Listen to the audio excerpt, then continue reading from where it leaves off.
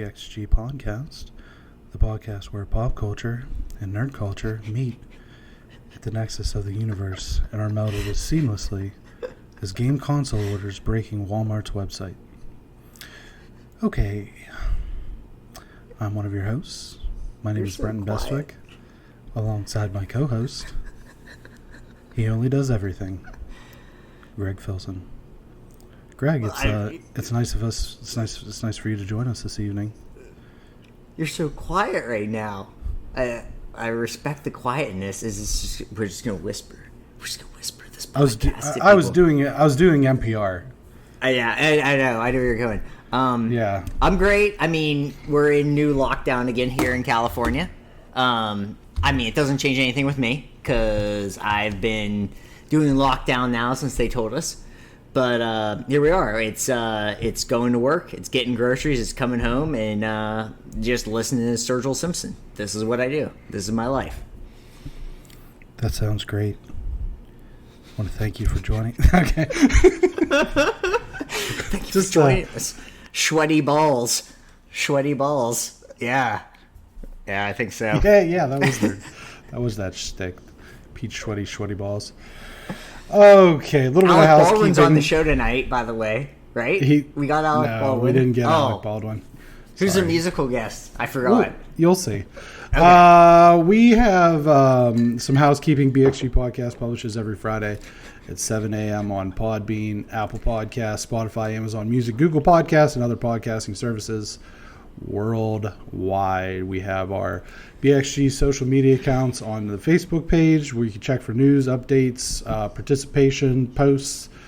We've put out some posts for the top 10 TV shows that we're still planning on doing this week, right? Oh, yeah. I'm excited. And that'll be... We'll record that before this publishes, but we've gotten some good feedback on that. Instagram and Twitter at BXG Podcast, plus the static image of the podcast on youtube.com/BXG Podcast. Plus, I've been streaming some Fall Guys over there, and we're going to get the pizza reviews on this week. Woo! That'll be exciting. We can be reached on the Facebook page, on any of the social media accounts, or at bxgpodcast@gmail.com. We want to thank author and podcaster JCL Felto for joining us last week. We had a great time discussing his podcasts, The Writer's Lens and Narrative Wars, as well as his written works, which most recently is the Road to Mars novel. I do want to say that he gave us a nice little shout out on his latest episode of The Writer's Lens, which published here the other day. And the topic there was how the Teenage Mutant Ninja Turtles are nihilistic. So that's nice. Deep dive on that if you're so interested. I listened to it. It's a great show. So that's worth listening to. It is worth listening to. So that was fun. We had a great time, and we want to thank him for coming on. And we're looking forward to more collaborations with other folks. But with that in mind, we get into our corrections, and unfortunately, I have to point him out. He mentioned the author of The Hero of a Thousand Faces, but he couldn't recall the name, and it was Joseph Campbell is the author there. And then the other one was you. Stated that the NBA draft was the 19th, but it is the 18th. So we'll have completed by the time this podcast publishes. LaMelo Ball. That's unfortunate for whatever team takes him. I agree. But, hey, what are you going to do? Listener inquiries. And since we're talking about the NBA draft, we'll stay in the realm of sports first with our listener inquiries. As David S. from Carn City writes in and asks, are you guys excited for the Tyson Roy Jones Jr. Bout that's coming up here in December, I believe? And what are your thoughts on the fight? So here's my question, is I'm going to answer the question with a question. Is Carn City so behind the times that he thinks that these two guys are still in their prime? Yeah, I think so. I think that actually is the answer to this. Am I excited? Not really. I like Mike Tyson. I like how he kind of turned his life around. Well, I love that he turned his life around. I love that he turned his life around. Mike Tyson was my favorite boxer for a very long time, and then actually Roy Jones Jr. was also my favorite boxer for a really long time. And I'm just like a lot of people. I love boxing, but there's just not a big fight out there. I'll probably buy it and watch it because I don't have a lot else going on, and I can do it. But this isn't the 70s with boxing, so I'm not pumped about it. I'll watch it. I hope it's not $110 though, because that would not be good. It's just for charity, right? Isn't it just for charity? Yeah. And they're not going the full, like, it's not a 12 round. They're not doing 12. I think it's only, is it like 6, 5? It's like 6, yeah. Yeah. Are they using headsets? Like headgear? They should, because have you seen those, have you seen the videos of Tyson working out? Yeah. I know he's old. Yeah. But he looks like he could get in the ring and go 12 right now. Well, he looks incredible, and there's nothing against him. Yeah, I'm sure Roy Jones Jr. is also in just great shape. No, I think Roy's going to get his. I think he's going to get it. He's going to get worked over pretty good. Well, here's the other thing. Wasn't Roy Jones Jr. a light heavyweight? Wasn't he light heavyweight? He was light heavyweight. Yeah. So he's going to be giving up some size probably. He's going to give us some size. Mike Tyson's 54. Yeah. I'm going to. Real quick, Roy Jones Jr. I'm just going to get the age. Oh, this is bad. He's 51. It's not a big age. I thought, gosh, if you would have told me that, I did not realize the years were so close together. Both born in the 60s. Wow, I didn't think Roy Jones was that old, I guess. No, I did not think that at all. That's crazy. But Roy Jones Jr. seems like one of those guys you would see on like USA Tuesday Night Fights who's just hanging on by a thread. Oh, sure. He was heavyweight for a little while, by the way. Okay. Yeah, but he was a champion. I mean, he did his best work at light heavyweight. Yeah. Well, the heavyweight division's so weird. I mean, yeah, sure. It's crazy. Here's the thing. I'm gonna disagree with you slightly on there not being any big fights. I want to see Wilder and Fury again. Well, I do want to see. Yeah, that would be great. Wilder Fury.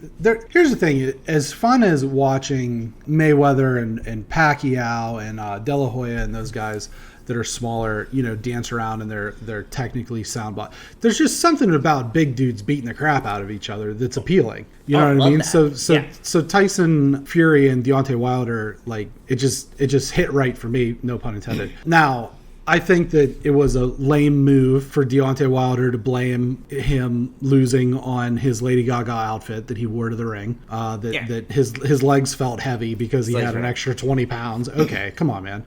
Lady Gaga goes up there and performs with that stuff on. Yeah, right. Although, I take her in the ring. I probably wouldn't take her over Tyson Fury, who's probably literally 3 times her size. She's quick, though. I'm pretty sure if he connected once, she would literally die. But, maybe not. I don't know. Maybe she can take a hit. She's from New York. Yeah. Anyway, I was bummed when COVID struck because I think we were going to get that fight again by the end of the summer. I thought so. And now it's going to be further along than that, but I'm excited for that fight. Roy Jones and Tyson, it'll be fun, but it's 2 50-year-olds. Yeah. I mean, Tyson looks in great shape, but at the end of the day, they're both 50. It's like watching not our dads now, but it's just like watching. Well, I don't have a dad, but yeah, sure. It would be like it's seriously like teenagers watching their dads fight or something. Yeah. It's gonna be fun, but it doesn't ultimately matter. Yeah, it'll be fine. Bob Sacamano writes in and he wants us to rank the Indiana Jones movies. Oh, man. Do you want to go first or you want me to go first? You go first, yeah. Okay, so last is Kingdom of the Crystal, whatever. The Kingdom of the Crystal Turd, for all I care. Right. That one's definitely last. I would probably say, for me, Temple of Doom comes in at number 3 with The Last Crusade, number 2 with, as we refer to Sean Connery, Henry Jones Sr. We talked about him last week. And then Raiders is number 1 for me. Okay, well, I wanted to think it over because I thought we might be different. No, I have the exact same rankings. Yeah. I mean, Raiders of the Lost Ark is one of my just favorite movies. Yep. It's great. It's a great movie. There's nothing wrong. It's one of those movies where you can watch it a million times, you can dissect it as much as you want, and you're like, there's nothing wrong with this movie. This is like a perfect, that kind of movie. Yeah, for me, it's one of those sort of AMC TNT movies where if you're channel surfing, which isn't really a thing anymore, but when we were a little bit younger, if it's a Sunday afternoon in the summer and you're looking for something to watch and you come across it, it kind of ranks up there, maybe a tick or two behind Shawshank, because that's one of those movies that if you see it on like AMC, you have to watch it from wherever you pick it up till the end. Right. But Raiders is also one of those movies for me. And then I like Last Crusade's great because of, I think that Sean Connery adds a different element to it. And then Temple of Doom, we discussed this, that it's actually a prequel to Raiders of the Lost Ark. It's just different. I mean, it's fine. It's kind of scary when you're a kid, I think. I remember being a kid and seeing the dude rip the guy's heart out from the cage crazy. Or whatever. That was wild. But I mean, other than that, but yeah, those three are classic. And then the Kingdom of the Crystal Turd, I just prefer. Whatever. I mean, I think when you rank it, you just talk those three, and then the fourth one, whatever. I will say, Raiders of the Lost Ark. I mean, it's not a Christmas movie, but I remember because when you have Christmas break, it felt like it was on, like there would be the Indiana Jones marathon. Yeah, a lot of and times, sure. It resonates as a Christmas movie for me. And yeah, it doesn't. It has nothing to do with Christmas, but it just is one of those movies that. But it's one of those that's. It's Goodfellas that the Bond marathon always over the holiday and whatever. I that's the thing for me is Thanksgiving for me is and it's right around the corner. I can't remember. I think it was AMC. They used to do the Thanksgiving feast. Movie marathon every year, and it was always capped off by Braveheart, which is my favorite. One of my two favorite movies, 1A, 1B with American Psycho. So I would always watch that. Even though it's a crazy long movie to begin with, and when you add in commercials, it's like 5.5 hours long, but that's how I would watch it, even though I had the DVD or the VHSs or whatever. I do the same thing. So, Eddie M. writes in and he asks, why do people think games are for kids? A lot of adults I know, including myself, still love video games, and they help us get a break from our day-to-day lives, especially this year. Tricks are for kids. And I still have had tricks in the past year of my life. Who knows if I'm an adult? I don't know. I think it's one of those things. I don't stereotype anything with, like who should do what, who shouldn't do what. Whatever helps you get through anything, especially this year, should just be, what, is what helps you. If video games get you through, that's fine. As long as it's not going, absolutely crazy doing bad things. But if it's stuff that doesn't hurt anyone else, video games seem like a fine outlet. It's just, it's me watching Great British Bake Off. That's how it is. We've covered, at length, I'm an avid gamer. I think that it can be a good release or coping skill or whatever. I mean, sometimes games make me more mad. If you catch my Fall Guys streams, sometimes they make me just as mad as they make me happy. But I do think that there is a bit of a release there, and I do think that something to be said about now that we're in, our generation was maybe not the first generation to really grow up with games, maybe more so the second generation, but you have older gamers. I think you're going to see studies showing that playing games into your twilight years maybe helps keep your mind sharp in certain ways, with puzzles and things like that. I think that that's going to be an interesting case study as we move forward with some of these generations that continue to play games in an avid way, getting a little bit older. I do want to point out that this was just a total coincidence to this question. I was scrolling through some of my social media feeds and I saw on Nerdist.com, they had an article that the Oxford University in the UK, like the Oxford University, not like, the Oxford online college that's in Compton, released a study which shows that playing games has a positive correlation with mental health and well-being. And if you wanted to check that out, the study, and I can link this in with the show notes, but this study can be read at psyarxiv.com/QRJZA. If you're interested and you want to check that out, like I said, I'll put the link in the show notes. But yeah, I mean, there's been loads of studies over the years that show that playing games has more of a positive correlation than it does a negative correlation. There are a lot of people that want to paint games in a negative light. I mean, that fight's been fought on Capitol Hill many a times. That's why you see the SRB ratings on games and things like that. I don't think that games makes people violent. I think games can make violent people more violent. I do think that, so some of these kids, they want to point to the games and things like that. Yeah, I mean, maybe there might be something that if you have anger problems, maybe playing Grand Theft Auto isn't a great idea if you already have pre-existing anger issues. It may amplify that. It may not. I mean, the reality of it is they say that Grand Theft Auto, I'm just using that as Mortal Kombat. Mortal Kombat was the big one when we were little kids because all the blood and everything. You know, Mortal Kombat made this kid beat up my kid. I'm like, okay, well, what about the 5 million kids that played Mortal Kombat and didn't beat other kids up? Right. You know what I mean? It maybe made that kid a little bit more violent, but I think the percentage is very small. I think the thing I want to take away is just I would just eat flowers and I can't shoot fireballs, and that's just annoying. That's true. Yeah, that's true. Or grab a feather and grow a raccoon tail and be able to fly. Well, I've done that, though. I've done that. Let me ask you this question. Where do you get your peyote? Eddie at the job. Okay. Okay. All right. Okay, so we've got a great show for you tonight. Temple of the Dog is here. Of course they are. Wow, what a correlation. Yeah. Well, that's where Pearl Jam would have been too easy. Yeah. Pearl Jam would have been too easy. So good. Well, part of Temple of the Dog. Chris Cornell. Yeah. Rest in peace. R.I.P. We have our 6-pack of topics along with the always popular Quick of the Week. I think I'm having a stroke. I don't know what the hell's going on. Are you on? I can't talk.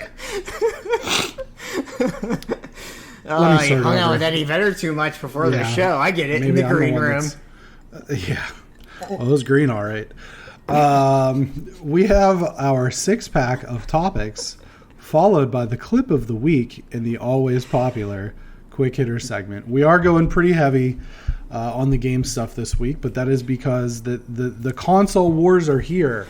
And we'll start with number 1, the Xbox Series X and the Xbox Series S arrived on November 10th, and the BXG podcast is here to give you the lowdown on both consoles as well as the launch games and what people are saying about their new Microsoft consoles. I'm going to go through the specs of both of these Xbox consoles. So, and I do want to point this out that from here on out, when we talk about the Xbox, the new Xbox, we're going to refer to it as the Series X. I'm not going to say every time the Series X and the Series S, because the top shelf thing is the Series X, the Series S, the little brother, the budget model, whatever you want to call it. So from here on out, we are going to refer to it as the Series X. The Series X is $500. It's 5.9 inches wide, and it is a cube. So it's those dimensions on all sides. It's 11.8 inches high, and I'm going to get to why that those dimensions are important when we get to the PlayStation model. It's all black. It's got 802 gigabytes of usable storage space. It has a disk drive. It has 16 gigabytes of RAM. It's slightly more powerful than the PS5. It's a lot more powerful than the Series S, and its target display is an 8K resolution at 120 frames per second. Now, I want to take a brief time out and explain what frames per second is for the layman's out there. Frames per second is basically how smooth the animations are. So if you have a game that's what's called clipping, where you'll see the character models and they'll look like they're almost in like a PowerPoint presentation, where they'll stop and they'll stutter and they'll hitch and stuff like that, that means you have low frames per second. So the higher the frames per second count, the smoother the animation is going to look. So think of this as being the difference between stop motion animation and Pixar. So 120, most games at this generation run at between 30 and 60. So for them to go to 120 is going to be very smooth animation. The Series S specs are $299. It's white with black accents. It looks like a speaker a little bit. It's 2.5 inches wide and it's 10.8 inches high.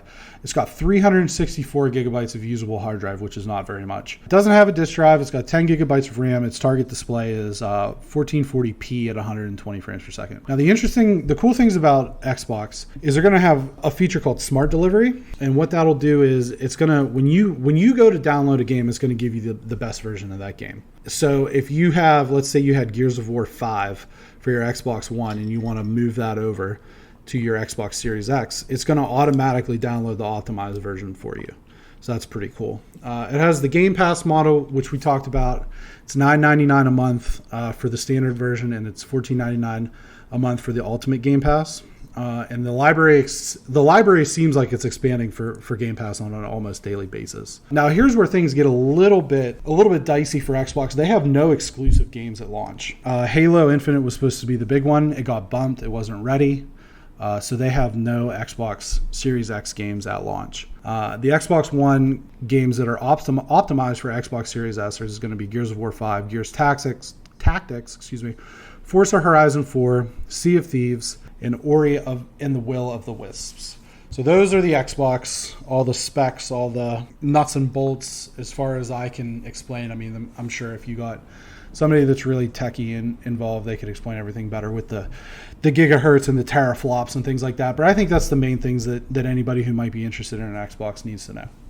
Yeah, I was a little saddened we didn't get on both of these, the horsepower and the 0 to 60. But other than that, I mean, sure. Well, I was surprised. I mean, no Xbox exclusives. That seems not great to start out your system without an exclusive game. I don't know if people care. If you're an Xbox person, you were able to acquire this magically through some sort of witchcraft, just like the PS5. I still don't know anyone. I asked people I know they're Xbox people, and they're like, yep, haven't been able to get one. Yeah. So it's disappointing on that end of things.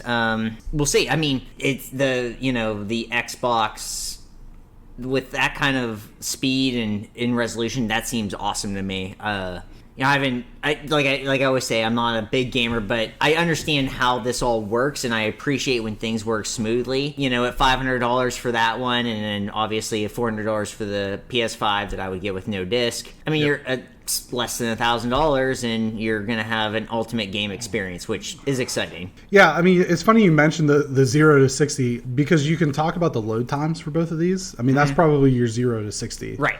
Yeah. The load times are insane. That's so cool. They were saying, like, I can't remember the game exactly, whether it was Watch Dogs Legion or if it was Assassin's Creed Valhalla. They were like, the Xbox loads 2 seconds slower than the PlayStation. And it was like, they were loading at like 9 and 11 seconds, which is just nuts. That's awesome. Spider-Man Remastered loads like if you do quick travel, it loads in less than 2 seconds. They actually had to slow it down. That's how fast these things are. And that has to deal with like the type of hard drive that they have. They have what's called a solid state drive. I don't know a whole lot. I'm not a big tech guy. Somebody else could explain that better than I can. But yeah, I mean, the 0 to 60 on these is wild, to say the least. And then the horsepower is, that's where you're dealing with your teraflops and things like that. And I can't remember. I think it was like the I didn't write them down because I don't necessarily understand them, but I think it was like the Xbox. The big one had like 12 teraflops, and the PS5 has like 10, and the little Xbox has like 4 or something like that. I don't know what any of that means. I just know that they can run things fast and they can run it powerful, and it looks well. So that was number one. That's the Xbox. Like I said, the big boo-boo for them was Halo getting bumped. I think that's a pretty big deal. But they've seemed like they've gotten a lot of third-party support, and that'll do well for them. But number two, the PS5 in all its glory released on November 12th, and we are here for the deep dive coverage. Although we're at this time unable to give first-hand impressions, as the ability to order either of these systems has been scant, to say the least. I mean, I'm checking every day, and Walmart had on the 12th, they announced that they would release a stock at noon, 3, 6, and 9 Eastern Standard Time. So I got on at each of those times, and I tried to. I did too. Yeah, and I got the cart spinning, and I was like, got excited. Well, I got the whole way to at 9 o'clock. I got the whole way to place your order. Like, that's right. I was at that. Entered my credit card information, all of that. That was the only time I even got that far. I got into the thing, and then I got some picture of a deer. I don't remember. But something went wrong. Yeah, I mean, I was at work doing this stuff. I mean, I was on. I won't say where I was at or anything, but I was on the computer. And I was trying to order things, and I got very excited. I let out a little squeal as the customer was trying to order something from me. And she's like, what happened? And I was like, oh, nothing. And then, obviously, I didn't get it. And I got really mad, and I hate help someone. You hate help someone? Yeah, I was really angry about not getting the PS5 because I got all the way through everything, like you said. And then it said, "Oops, something went wrong," and I almost broke the computer. So, well, I got that far. I didn't even get "Oops, something went wrong." I got confirm order, click confirm, out of stock. I burned everything down. And then I turned into that meme from Narcos. As you should have, because like of him just standing around staring into the abyss. Oh my god! So that's how far. Listen, I have full confidence that we're going to be able to get our hands on. Well, part of the issue right now with both of these things, but especially the PlayStation, is because Walmart is saying these are the times, people are setting up scalper bots. I mean, I shared that meme with you, or that picture with you of the guy who had literally like a pallet of PS5s, and he was selling them online for $1,000 each. Listen, I hope that guy gets dysentery, and I hope he craps until he's not alive anymore. It's the nicest thing you could say about that person. Yeah. That's gross. My hope for really is that actually just no one buys them from him, and he just has them. Yeah, me too. Yeah, that's what I really hope for, because that would be hilarious. He just has those sitting there. That's gross. You're a gross person. And then the other spectrum, the other spectrum is when you have people who are getting this because it's the in thing right now. And I talked to you over the weekend about Kim Kardashian sharing a picture of a PlayStation on her Instagram, hashtag PlayStation 5. It's just, I mean, we all know I love the Kardashians and stuff like that. I was not a fan of that. But if it keeps Kanye from doing crazy stuff, if he's just there playing Spider-Man, and just, maybe that's just what it does. Maybe she got it for him to just stay off the web. What happens though whenever he's Spider-Man? What happens when he's the guy I was talking about? The guy who already has issues and the games make his issues worse. He could be the 1%. It could be. He could be the one. Yeah. Let's hope not. Let's hope that Kim was in the best interest of Kanye. I mean, I guess one thing too is like, or north, she's south, only and east. One person. Well, yeah. Right? North, south, west, and east. Isn't that what they're... West is the first. No, that's their last name. North is the first one. Northwest. Yeah, Northwest. Yeah. Yeah, so West... Is one of them named South by South? South by Southwest? I think it's South by Southwest. Yeah. Airlines. Right. I think the thing is, like, you got a little bit... I mean, it is only one console. Right. And I hope her kids don't learn how to read. They probably will. They will, but... Because they got to read tabloids. That's a mean thing to say. I shouldn't say that. But it's how I felt at the time. I mean, it's okay to be mad about any of this here's stuff. The other thing is, I'm going to tell you what. I'm going to tell you what. I bet you dollars to donuts, they didn't pay for that console. Oh, no. And that's actually why I got less mad about it, because it's like one of those things where it's like, well, they didn't even pay for it. They didn't have to do any of the stuff that normal people have to do. See, that's the thing is, that actually makes me more mad, because I've got money and I want to give it to them. Listen, Sony, if there's a Sony representative listening to this, I have money. Yeah. I have money. I want to give it to you. Same. Let me give you my money. I guess the thing, too, with that is it's not like the PS5 needed more people to see it with Kim. Right.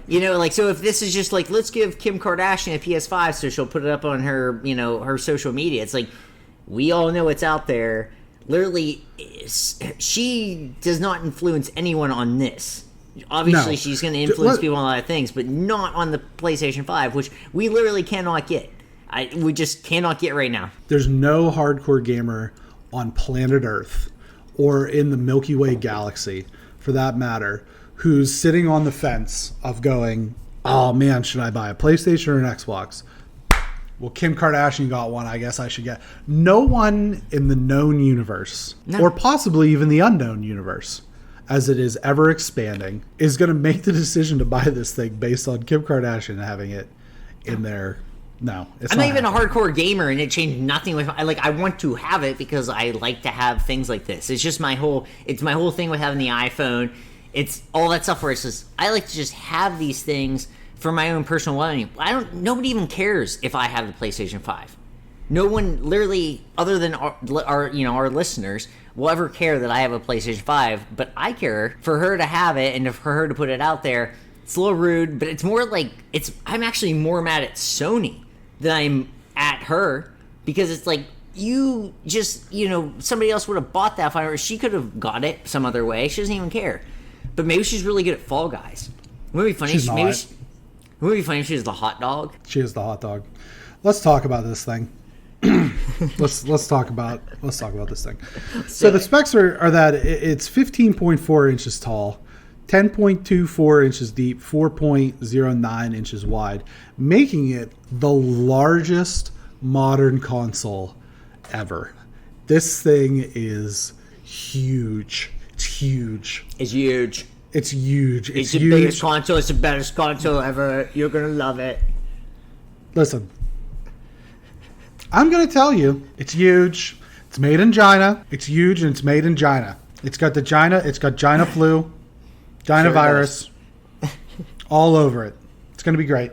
It's going to be great. The reason the size is so big is because of the internal cooling fan. At least that's what has been speculated. Console edition, which is the one with the disc drive, comes in at $499. The digital that has no disc drive comes in at $399. The only difference between the two is the lack of a disc drive. It's got 16 gigabytes of RAM. Target display is also 8K at 122 frames per second. It's got 667.28 usable gigabytes of storage. It's all white with peaks, and it makes it, as it stands, resemble either a tower fan or possibly the Tower of Sauron. PS Plus subscription is a little bit different. You can buy them in 3 different ways. It's $60 for a year, $10 per month, or if you're a weirdo, you can get it for 3 months for $25. PS Plus subscribers will get the PS Collection for PS5 out of the box, which gives them some optimized versions of some of the PS4's 20 best offerings. The list can easily be found anywhere online, but some of the highlights are Ratchet & Clank, The Last of Us Remastered, God of War 2018, Uncharted 4, Bloodborne, Resident Evil, Resident Evil 7 Biohazard, which we talked about a little bit last week, as well as some other titles. So if you're interested in those, you go check it out. There's some Mortal Kombat, there's some Final Fantasy, things like that. Now here's where the difference comes in is the list of exclusive games for the PS5. And remember, we talked about Xbox has no exclusives for the Xbox Series X. So here's the list of exclusive games for the PS5. Godfall, Demon's Souls Remastered, Sackboy: A Big Adventure, Bugsnax, which is currently a PS Plus through January, Astro's Playroom, which comes preloaded onto the console. So if you buy a PS5, you get Astro's Playroom. I want to say that's really cool. Astrobot Rescue Mission, which is the same sort of character, is probably the best game I've played in VR for the PSVR. Astrobot Rescue Mission or Moss are the two best games that I've played for the PSVR. Astrobot Rescue Mission is great. So for that to come, Astro's Playroom to come preloaded is really cool. It's like a 3D platformer in the same vein as like a Mario Galaxy. Spider-Man Miles Morales is also optimized for the PS5, but it is available on the PS4 if you are so inclined. I'm not going to buy it for PS4. I'm going to wait. Same. Yeah, I'm waiting. I'm just so disappointed. And this is where I'm at. I thought if anyone would get it, it would be you, of both of us. Even though I tried really hard, I was just working a lot during this, and I was only able to, of the times you sent me, only half the times you were able to send, told me I was able to even try. I'm mad at Sony. I wish they would have tried harder to make sure people could get this. I don't know what the end game is with this to, not produce enough. Because it's going to be a lot of people wanting this thing, especially with the holidays rolling around. And I'm resigned to the fact, I'm going to keep trying, but I'm resigned to the fact I won't have it till 2021. What's wild about this is that there's been more PS5s available at launch than there were PS4s. I just think that they underestimated demand. Number one. I also think that they underestimated disposable income based on the unemployment benefits that were given throughout the summer. Yeah. So when you had people going on unemployment, but then getting their salary or their wages matched plus an extra $600, people have, weirdly enough, despite everything, if you played your cards right, $300, $400, $500 for these systems isn't that much. And so you have people who are, and then consider the fact that some people just buy things and they shouldn't. You know what I mean? They buy things. Also, plus you're not doing anything. So you're not spending. You're not going out to eat. You're not going to the movies. So you have all this extra income. No sports. Yeah, you're not no doing concerts. anything. So how they whoever is in charge of doing this really screwed up, because it's like people actually, there are people that have less money. I understand that. There are people out there that have less money through all this that really got screwed through all this COVID stuff. But there are a lot of people that are actually doing better through all of this and have money hanging around. They're just like, yes, I want the PS5. I need something new to do. And, whether maybe they didn't get a PS4 and they're just like, this is exciting. I have time to do stuff now. I'm working from home and I can kind of play this in my off, when I'm not doing something on my computer. I think Sony just really, Well, the other thing is that they competed with the chipset. They competed with the chipset with the Xbox. They competed with the chipset with the iPhone 12. Mm-hmm. So a lot of that is there was a bit of a shortage. And then when you factor in the fact that a lot of the plants that were making these things had to go on slowdown and things like that, there was a lot of variables. And I think that Sony and Microsoft are doing the best that they can. I think that they maybe could have been at least a little bit more transparent about things. I think that's maybe where I'm more mad. Yeah, actually, that might be it. Yeah. The situation being what it is, we had to shut down our factories for a point of time. Shipping's crazy right now, so on and so forth. To try to mitigate some of the expectations, they maybe could have been a little bit more transparent. But I mean, it is what it is. I mean, this isn't. I don't think that this is a case where, like with the Wii, if you remember with the original Wii, not the Wii U, the Wii, Nintendo intentionally shorted their consoles, to create that sort of artificial, oh man, you can't find this anywhere. You can't find it anywhere. It's got to be the hot thing. Well, the reason it was the hot thing, and this goes the whole way back to like the Super Nintendo, the reason it's the hot thing is because they intentionally didn't meet demand. They had a better idea of what demand was. They just didn't meet it, so that it became, a story. It became nobody can get a Wii. The hottest toy this Christmas is the Wii. When really, if they would have met supply, it probably wouldn't have been. Now, I don't know if they did that with the Switch. Switch lights are pretty easy to find at this point. I haven't seen a regular Switch with like the whole docking port or whatever at our local Walmart in a long time, but they had about 10 Switch lights the other day that I was there.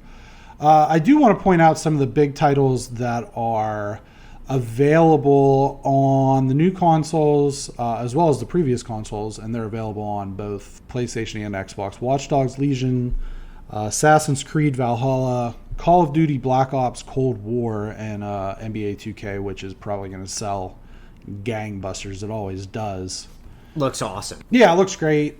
The thing, and we kind of mentioned trying to see how talk about how these things have both been received. I haven't seen too much bad. I've seen some people having some technical issues with both of them. I saw somewhere that the fan on the Xbox runs so heavily and it vents from the very top of the cube that it can hold up a ping pong ball. That's cool. In air. I don't think it's supposed to be able to do that. Probably not. Yeah, it's fun. And then PS5's already had a firmware update to fix some bugs. But mostly everybody I've seen has said like Miles Morales is awesome, NBA is awesome. People are raving about the DualSense controller and all the different things. We talked about the 1 week we talked about with NBA as your player tires that the sprint button's going to be more difficult to push in. I did see somewhere where if you have a PS5 controller, you're going to be able to use it on PC with some Steam games, so that'll be cool. Yeah. But yeah, I mean, it is, if you go on Twitter and you try to, ascertain how people feel about these things, to utilize the sort of the pejorative names for each person, the X-bots, as they're called, are out in force saying that the PS5 sucks and the Xbox great. The Sony ponies are out saying the PS5 is the best thing since the invention of the wheel, and the Xbox is a hot garbage dump. But if you find people who are kind of going to be objective, for the most part, I think that both systems are being received very well, and that's important. It's just a great time to be a gamer. Basically, your options are pretty endless, and then if you want to, you can go over and get the Switch for some of your Nintendo-centric titles that are a little bit different in feel, but also very fun. I have a question for you. I may get both. I'm definitely getting a PS5. That's not even a question for me. Are you going to get both? I think at some point I wouldn't mind getting a Series S. Okay. For some of the different... It's just the price is so hard to pass. And then once you get into like 3-4 years into the console cycle, and that $299 machine's down to like $199. You know what I mean? That's a steal. Right. So if I can play my cards and wait until the price drops on the Series S, provided that they continue to produce it, because they may not. Because there's been times in the past where, like the PS3, for example, came out with different SKUs. There was one with a 60 gigabyte hard drive and one with a 20. Well, they quit making the 21 pretty quickly because it just wasn't selling. You know, if they find that the Series S isn't necessarily worth the time and the investment, they may discontinue it. But yeah, I wouldn't mind getting a Series S for sure. I mean, my biggest thing is, you know, like I said, it's still, you know, it's less than $1,000 to get both of the systems that I would want, even with the Series X. But, you know, $500, you know, I want to get back into maybe, you know, hitting the links. So I'm not sure if I want to do that or not when I want to go outside and do other things if I have the PS5. And I feel like the Xbox needs to do maybe something a little bit more for me to make me venture to that, because I've never had an Xbox. I've always been a PlayStation guy. You know, with Halo getting bumped, things like that. I hope that there's a plan in place for Xbox going forward to have something that makes me more intrigued before I kind of forget that it exists once I get my PlayStation 5. Yeah, sure. Well, I'll be honest with you. If I had to pick, if I'm going to get, and I may have to make this decision, if I may get two machines, I maybe would rather have a Switch than an Xbox. Oh, sure. Yeah. For most of the games that are going to come to the PS5 and the Xbox, they're all going to come to PS5. There's not a ton of games that I would want to play on the Xbox, at least as of right now. I mean, they have 20, as we talked about the one episode, they have 23 studios developing games. So 23, you're bound to hit the lottery a couple times. So some of those things might be good, but they also may not find my wheelhouse. I'm not a big shooter guy, so Halo never really moved the needle for me. Now, conversely, if you put a Mario or a Zelda game in my face, I'm gonna love it. Right? Yeah, exactly. Same. I mean, I was thinking about going Switch as well, just because I love those games. And I haven't really played them in a while, so I'd like to go back there. So I might do that again. Not just because of this podcast, just because I work a lot, but I also have somehow more free time, which is weird. But yeah. Right. Number 3, Mandalorian in review. Chapter 11, The Heiress. Directed by Bryce Dallas Howard, the Heiress sees Mando and the child head to the water planet of Trask. Setting out to find more of his kind, the Mandalorian boards a ship of unsavory squid men who attempt to feed the child to a large sea creature in a form of karmatic justice for the child eating the frog eggs in the previous episode. Mando and the child are saved by a trio of blue armor-clad Mandalorians, including Bo-Katan Kryze, I'm probably saying that wrong, Kryze, played by Katie Sackhoff, who voiced the character in both the Clone Wars and Star Wars Rebel animated series. And she is the heiress to Mandalore. She, along with her two comrades, enlists the Mandalorian in a quest to take down an Imperial weapons transport ship. In her search for the Dark Saber, which is currently held by Moff Gideon, played by Giancarlo Esposito. We got our first look at Moff Gideon, who orders the transport commander to kamikaze the ship, only to be stopped by the quartet of Mandalorians. Mission complete, he's told to seek Ahsoka Tano, one of the last remaining Jedi and the former Padawan of Anakin Skywalker. So what do you think about episode 3? I think I've reached this point where I love and I dislike this show, if that's a way to describe something. I thought the episode was a lot of fun. I like the action in it, but I've also come to the terms that it's a spaghetti western, and he's just gonna go on little jaunts. You know, I right after I finished, I was like, I love this episode, and I read some stuff, and I thought about it, just kind of sat and thought about things as I do with these things, and he just goes on these little missions that are trivial to some degree. I'm glad he met more Mandalorians. I'm glad he he doesn't take his mask off. He's one of these. I'm not sure where this show's going, and it makes me a little nervous. It makes me feel like the Disneyfication of the last, the 3 movies is coming along, and it makes me a little nervous about what's to happen, because the first season, for the most part, and obviously had its flaws, was pretty great. And through the first 3 episodes of this, I love it in a way, but I'm also a little angry because I don't feel like they are living up to what they could have done with this show. And to me, it's just, it's a cowboy. He's got to take care of some people here in the old West, and then he's on to his next mission. And that's where we're at right now with this show. I hope that changes. I understand you have to do, 10 episodes and you have to build some stuff up. It's not easy to do this. I'm not a showrunner. I obviously, and boy, this episode, it's not necessarily the episode, it is the trajectory that we're going, where I'm not sure stuff's going to happen until stuff needs to happen, meaning episodes like 8, 9, and 10. We might just be on cowboy adventures until we're not, and then... Is it 10 or is it only 8? Might be only 8. I think it's only 8. It might only... I think you're right. I think it is only 8.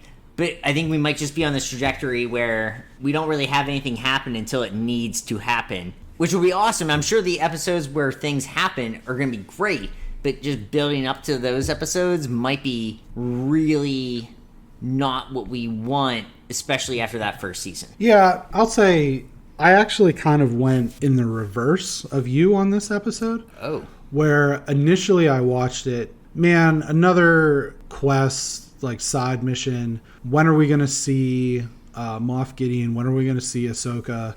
When are we going to see Grief and Cara Dune again? Like, this is lame. I mean, the action, like you said, the action was fine. It was way. I felt like it was way more action packed than episode 2. It was short. That was the other thing. Yeah, it was a real quick short. episode. It was only about 35 minutes long, and I felt like, man, I don't know. Like you said, like I feel like we're heading in the wrong direction. But then when I started to read some things, I actually got a little bit more encouraged. I'm starting to see now that the Mandalorian series, as far as Star Wars canon, is going to it's pulling more of its roots from the 2 animated series than any of the movies. And so I actually, and we'll talk about it a little bit in our media recommendations, I've started watching Clone Wars, the animated series. It's on Disney Plus. All the seasons are on it. It's really good. They're quick episodes. They're like 22 minutes long. They focus on basically the time period between episode 2 and episode 3. You get to know some of those characters a little bit more deeply. They introduce Ahsoka to know, who is Anakin's Padawan. And so she plays a major role in that. It has the droids. The same guy that voices 3PO voices him in the cartoons. I think he's the only holdover. So the Clone Wars is really good. I've seen where this Bo-Katan character plays a big role in the Clone Wars show, and that's kind of what inspired me to go and watch the show a little bit. And then just the juxtaposition. Yeah, sorry, I had another stroke. Of him not taking his helmet off versus them taking it off. And she's supposed to be like the heiress to Mandalore. And it almost seems like he's part of this almost like cult. Yeah. You know what I mean? Mm-hmm. Like he follows, like this is the way. You know what I mean? And he follows this different path. And, some of the things that I read through in like theories and stuff like that made it seem like, there's 2 or 3 different types of Mandalorians, or there's 2 different sects, or there's the royal people in this cult. And he's going to be the key to sort of unite. And what's crazy about it is if you go back to the first season, he's not even a Mandalorian. He was, raised by Mandalorians after his planet was destroyed by the Empire or whatever. So for him to be like the key to all this. So I think that this episode very specifically is planting some seeds, like you said, planting some seeds towards something further down the road. It's just my hope that those seeds don't take too long to bear fruit. And that's what I am, as you said, I am a little bit concerned about. Now, I will say, in season 1, episode 4 was the first episode where he met Cara Dune, Gina Carano's character. And that was the one where they defeated defended the village from the raiders who had the AT-ST. And that was probably the best episode until the later episodes. So I'm really hoping that episode 4 here of the new season kind of follows that same model, where it's almost like a midway in the season and it's going to be like a big blowout type episode.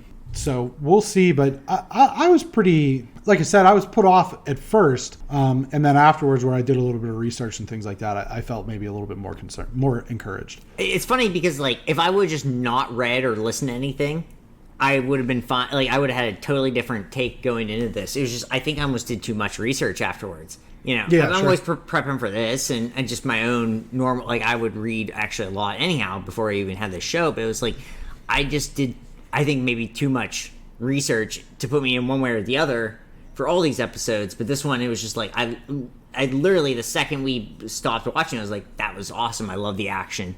And then I read more about it. But yeah, I mean, I'm still going to watch it. I'm so excited about it. Yeah. It's not like it's taking away, like, you know, I'm not any lower than a 8 out of 10 on my excitement for this show every week. Right. Yeah. Yeah, I felt more, you know, we both said that episode 2 was like a 5 out of 10. I would say this one was more of a 7 out of 10 for me. Oh. The problem was the first episode of this season was so good. So good. So Yeah. good. It One was of my favorite long. episodes. It was long. It was like a movie, but like, I think that might actually be the biggest problem I've had, is just that was so good. And we were trying to live up to that episode. Yeah, like I said, though, and while I'll talk about it more with the recommendations, but you should check out the Clone Wars. Yeah, on, Disney I want Plus. to, yeah. Staying in the same lane, number 4, revisionist Star Wars history from this past week uncovered some old interviews with George Lucas, and they surfaced and revealed that had Lucas helmed the sequel trilogy, Darth Maul, the Sith Lord who was cut in half by Obi-Wan Kenobi during the final lightsaber duel in Episode 1, The Phantom Menace, and then later revived in the various animated series in the Star Wars universe, would have been the primary antagonist of the sequel trilogy. In a separate reporting from a 1999 interview with Empire magazine, Lucas revealed that reps at Fox informed Lucas that focusing the first prequel film around a 10-year-old Anakin Skywalker would, quote, destroy the franchise. Lucas related that making Skywalker a teenager may have helped market the film a little better. Did you see Solo? Yeah. Okay, so you saw Darth Maul in it at the end. Yeah. And I was like, and I hadn't seen any of the cartoons or anything, so I didn't know that he same. was like a thing. I was like, what the hell is this? Mm-hmm. Yeah. What do you think about, well, let's take this from the back first. What do you think about him saying, you know, that he was told a 10-year-old Anakin would destroy the franchise, and then admitting that maybe making him a teenager would have been better? I think a teenager would have made it better. That whole, I mean, Yippee! Exactly. It's hard to take a kid serious when they're trying to be something that you just, like, especially something that's a franchise that you just, I mean, you and I grew up with that, and we loved it so much, and then just throw a little kid in there, just struggled to get through that. I mean, just watching that is just a struggle, even now. And that like ruined that kid's life. It If did. You read and, yeah, you feel bad for him. I was like, I'm not putting anything Yeah. on him. It's like he was just thrown into this, and it really was disappointing. And it's just, that movie is, it's my least favorite Star Wars movies. I know at some point we'll probably rank, you know, our Star Wars movies. The episode 1 is so dismal to me. It's depressing to watch, and I still watch it probably every year because we usually go through all the Star Wars movies. I hate that movie. It's maybe my least favorite movie that I still watch. You know, and I can't. It's heavy praise. Yeah, it's not. It's his fault, but it's not his fault. You know, you hate to put anything on like a little kid. That movie, there's nothing going on. There's just, it's so bad. And I don't know, George Lucas is someone that I just, you know, I trust him as far as I can throw him, and he's a big dude, so I couldn't throw him. I'm a little guy, and he's a big dude. How far do you think Juan Pierre would be able to throw him? Less than I could throw him. I'll tell you that much. I definitely have a stronger arm than Juan Pierre to this day. I'll say that. There's one thing that we know is I can throw a baseball farther than Juan Pierre and harder. God, what a terrible arm. Anyhow, hey, I've thrown out people from right field to third base. I've thrown someone out from center field at home, and Juan Pierre couldn't throw to second base without a bounce. But I digress. I don't know. George Lucas is such a weird guy. Do you ever just wish that nothing happened after the first 3 Star Wars? I think about that. Yes, all the time. All the time, right? It's just, why but mess with it? Here's the thing. Here's the thing, though, and I heard this point made, and it kind of resonated with me. George Lucas gets so much hate for the prequels, and maybe rightly so. But at the same time, somebody said, and I couldn't agree with this more. He took something that everyone loved, and he tried to give us more of it. Mm-hmm. Yeah. Could you really fault the guy? No. I mean, sure, there was probably a cash grab, you know, facet to it as well. But at the same time, he took something that was pretty much universally loved and attempted to give us more of it. True, but... And, you know, here's the thing about a 10-year-old Anakin Skywalker. I look at this as 2 ways. number one, they made him little because they had to show how strong the Force was with him so that we all understood that this kid, not a teenager, because Luke Skywalker's a teenager in the first one. He's like 18, 19. You know, this little kid has these powers that nobody else has. So that's why I understand why make him a little kid, 10 years old. Here's why I don't like it. And it was less about an age and more about how the character was portrayed and how he was acted. And I don't necessarily fault Jake Lloyd for this. And I've heard two people say that George Lucas is a great screenwriter, is a horrible director. And so for a kid who this is his first role ever to have to work with a terrible director, allegedly, I don't know that. I've never been on set with George Lucas. I've never been on any set other than the Elves and the Shoemaker in 3rd grade. Whoa. I was the Shoemaker star. Wow, I was the star. Geez, anyway, easy. Which was right around the same age. Maybe they should have gotten me to play Anakin Skywalker. That would have been 94, though. I digress. Yeah, when did Phantom Menace come out? 99? 99. Okay. Well, then, forget I said that. Well, I mean, you still could have been in it. You just would have started earlier. It was the way that the character was portrayed, because you have this little kid. He's so excited. He's a mama's boy. He's building a droid. He's yippee all the time. And this little kid is supposed to later become the ultimate badass in the galaxy. Right. Yeah. And that's where I think things kind of went awry for not just the Phantom Menace, but the whole prequel trilogy. Because you go from Jake Lloyd to Mannequin Skywalker, Hayden Christensen, or whatever his name was, and it's like, oh, this wooden plank is going to become the ultimate badass in the galaxy. Come on, man. Hayden Christensen couldn't act himself out of a paper bag. I mean, that's the problem. And he's really good in Shattered Glass, which is a movie I would recommend to people because that character actually is a paper bag. There you go. To some degree, but yeah, I don't know. I just go, like I said, we watch these every year. I actually mentioned it last week. I'm like, we gotta go back and watch Star Wars again, and we watch them in order, 1 through 9. Good. And I am. Do you watch Rogue One between? Yes. Yeah. Okay. Yeah. Where's Solo fit in? I think I think last year we watched Solo as 4, but I think we'll do Solo as 1. No, it's during the Empire. It's during the Empire. Okay, so yeah, so it'd have to be between 2 and 3. Yeah. It would be the best way. It would be.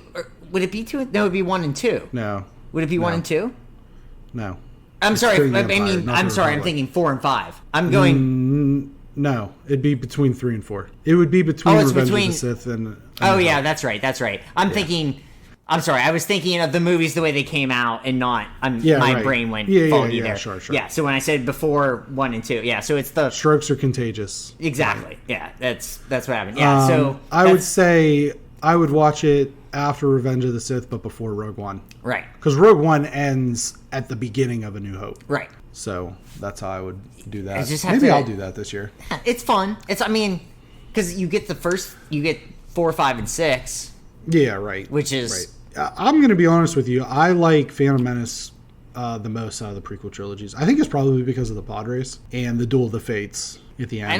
I don't know which one I like. It's got the best lightsaber fight in all 11 movies. Oh, yeah. It does have that. Qui-Gon. It's just... Well, here's the thing. Let's jump into the second part of this, which is that he said that George Lucas said that if he'd have done a sequel trilogy, Darth Maul would have been the villain. Here's where they screwed up. Darth Maul is the most compelling villain outside of Darth Vader. Right. Full stop. And they killed him in the first movie. Right. He should have been the bad guy the whole way through. I think that's part of my problem with that movie is, like, why wasn't there just a main... Yeah, why wouldn't you just do the Darth Vader thing? Just make him... Where he's just, like, one bad guy through line. I mean, you could argue... besides Luke Skywalker, he's the second... obviously Darth Vader is the second most important character. He might even be the most important character to a lot of people. No, he's the most important character. He's the most important through the first 6. And the thing is like, you could have made Darth Maul maybe the third most important character in all of Star Wars history if you just didn't kill him. And why that was done, well, who knows? Well, I think that where they screwed up was... The 2 most compelling characters in the prequel trilogy die in the first movie. That being Liam Neeson's Qui-Gon Jinn and Darth Maul are both dead at the end of the first one. It should have been... it's easy for us to sit here and play armchair quarterback, but man, those 2 characters were like actually interesting. Sure. Qui-Gon, Liam Neeson, who is Liam Neeson gets a bad rap for being an actor because he does a bunch of crappy action movies like Taken. But that's not actually crappy. Like those movies are actually he's worth watching though. He was Oscar Schindler. Yeah, exactly. I mean, the guy can act. And I'm not comparing the Phantom Menace to Schindler's List. Please don't think that, but I mean, he's got acting chops, and I think if he was given a little bit more room to breathe, he could have made a truly memorable character. They maybe shouldn't have even had Anakin grow up until the last one. I actually said that. Yeah, I was like, make him be a kid till the very last one, and then like the age gap thing with him and Natalie Portman was like weird, where it's like, how old is she in the first one? We don't really know. Is she like she looks like maybe she's a late teenager, right. But then you have this 17-year-old creeping on a 10-year-old, and that's kind of wild. And I don't know. We're going to do, one of our extras is going to be ranked Star Wars. Well, I already told everyone my least, so. Sure, right. Get ready. Mine, I'll give you my least. Put the sequel trilogy in a hat and just pull one out. That's not true. I like the first one. The first one's good. I would be surprised if you thought the first one wasn't good. The Last Jedi and the Last Jedi and the Rise of Skywalker are the GIF of the dumpster on fire floating down the flooded highway. Are we just going to do the 9 movies? I think that's... No, I think we'll throw Rogue One and Solo in too. Okay, that's fair. Yeah. I actually like Solo a lot. I'm not going to lie to you. I was pleasantly surprised. We saw it twice because it's so much fun. I didn't see it until it was on Netflix. It's so much fun. Well, I think I shared this story the one night. I was going to go see it, and then the roof of the Guthrie caved in. Right, exactly, yeah. And it was closed for a year. And I went into watching it on Netflix with so low expectations that I was pleasantly surprised. Sure, by it. Yeah. So I liked it, and I love Rogue One. Rogue One's incredible. Yeah. So, but we'll do that. Maybe we'll do that next after Best TV. Sounds good. Our favorite TV shows. It's perfect for the holiday season. Right. Yeah, we can do that one in December. That'd be great. Maybe I'm gonna have to start watching them all again so that I can make a better definitive list. I might do that tonight. I'm not going to do that tonight because by the time we finish, it's going to be tomorrow. Number 5, the winner of the People's Choice Awards were handed out on Sunday, November 15th. Winners included Movie of the Year, Bad Boys for Life. Movie Star of the Year, Will Smith. Female Star of the Year, Tiffany Haddish. TV Show of the Year, Grey's Anatomy. Male TV Star of the Year, Cole Sprouse. Female TV Star, Ellen Pompeo from Grey's Anatomy. Music Artist of the Year, making the Cy Young People's Choice sweep, Shane Bieber. Female Artist and Greg's future ex-wife, Ariana Grande, and many, many more. Way too many awards. And I love to give a special shout out to the People's Choice Awards from 2020, reflecting the winners of the People's Choice Awards from 2010. Yeah. Who in the hell? Number 1. I want to know what people voted Bad Boys for Life as the movie of the year. I know it's been scanned, but come on. I will say on the Ariana Grande future ex-wife, there probably is a multiverse where that happens. Well, multiverse theory being true, she's also my future ex-wife. Probably. If there's infinite realities. If there's infinite realities, there's a reality. There was a time where I really wanted to be on SNL, and maybe I'm the Pete Davidson. Guess what? I'm going to blow your mind right now. Multiverse theory. Ahead. If there's infinite realities, there's a reality where you are Ariana Grande. Whoa. I love it. 35 plus 34. For all you Ariana Grande people out there. Positions. I thought you were just doing basic algebra. Arithmetic. I'm just. Is that an abacus? I'm getting naughty on the show. If only. No, I have a different setup this week because I want to be more comfortable. Here's where I got. Honestly, this is what threw me off at this award show, and I felt it. Remember when I was like, "Oh, I'm with it with the kids," right? With the American Music Awards, and because everybody I liked actually won, and right. Now I feel young again, but not in a completely different way. I'm like, what the heck is going on? Movie Star of the Year, Will Smith. Will Smith. I'm like, it's 1995. We have Independence Day. This is the one though that blew my mind because welcome to Miami. So I was just scrolling through the list and drama movie of 2020. Mm-hmm. None other than Hamilton. I like Hamilton. I love Hamilton. It's not a drama. It's not a drama not a movie. drama. It's a musical on Broadway that they made. That they recorded and they made sure. which is not a movie. Just because you like, I can just record myself running down the street. It's not a movie. If it's 90 minutes long and it's on Disney Plus, it's a movie. Right.